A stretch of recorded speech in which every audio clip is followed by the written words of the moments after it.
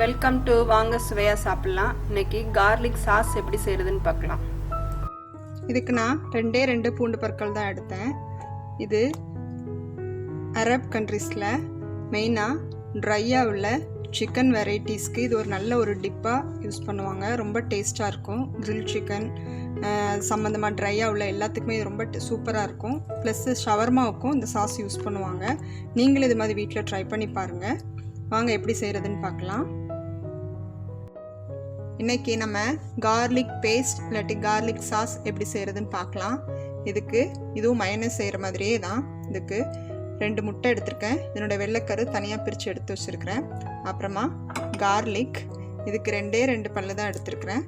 அதை நல்லா ஃபைனாக ஸ்க்ரேப் பண்ணி வச்சுருக்கிறேன் இந்த ஸ்க்ரேப்பரில். அப்புறமா ஒரு 1/2 teaspoon salt, 1 table spoon lemon juice எடுத்துருக்கிறேன், 1 பிஞ்ச் சால்ட் எடுத்துருக்கிறேன்.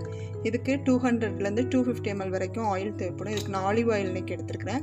இது மிக்சிலேயே பிளெண்ட் பண்ணி எடுத்துடலாம். நான் இன்றைக்கி எலக்ட்ரிக் பீட்டரில் செஞ்சு காட்டுறேன். ஃபஸ்ட்டு நான் சால்ட் ஆட் பண்ணிடுறேன். அப்புறமா இந்த கார்லிக் ஸ்க்ரேப் பண்ணி வச்சுக்கிறதையும் போட்டுக்கலாம்.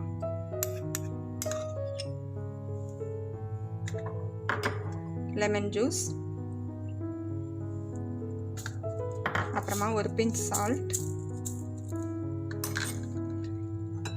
இந்த வெள்ளைக்கரு தனியாக எடுத்து வச்சுருக்கிறோம்ல, இதையும் இதோட ஆட் பண்ணிடலாம். இப்போ கொஞ்சம் இதை பீட் பண்ணிவிட்டு அப்புறமா ஆயில் சேர்க்கலாம்.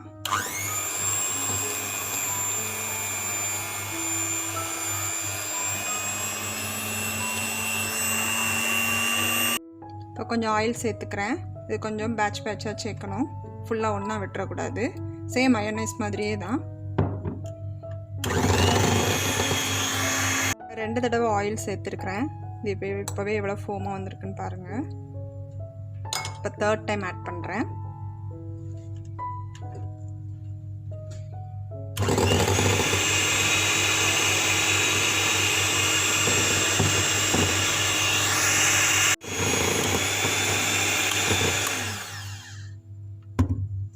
நம்மளுடைய கார்லிக் சாஸ் ரெடி ஆயிடுச்சு.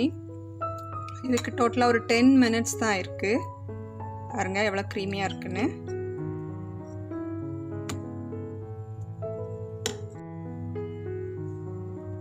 நல்லா சூப்பராக க்ரீமியாக கிடச்சிருச்சு கார்லிக் சாஸ் வீட்டிலே நமக்கு.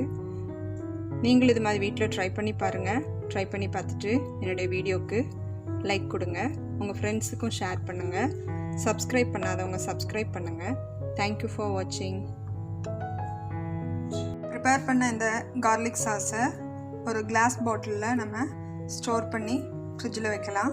இது நம்ம 1 வீக் வரைக்கும் யூஸ் பண்ணிக்கலாம்.